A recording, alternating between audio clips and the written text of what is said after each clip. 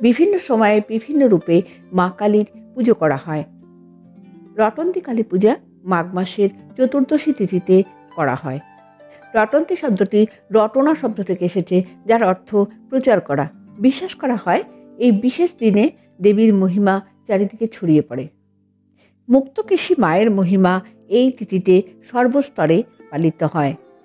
এই দিনে দেবী ছিন্নমস্তা আবির্ভূত হন। দেবী পার্বতী তার সঙ্গীদের ক্ষুধা মেটানোর জন্য নিজের শিরচ্ছেদ করেন এবং ত্রিধারায় রক্ত প্রদর্শন করান।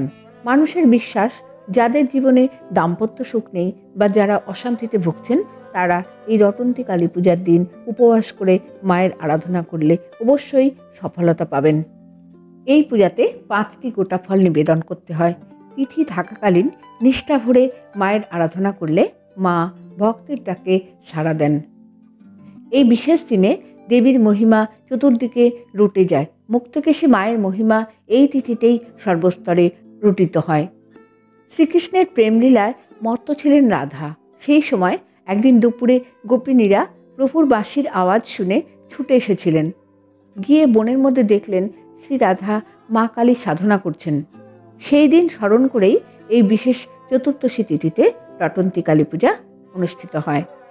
কথিত আছে, ঠাকুর শ্রী রামকৃষ্ণদেব দেখেছিলেন দক্ষিণেশ্বরের গঙ্গায় স্বর্গের দেবতারা নেমে এসেছেন স্নান করতে।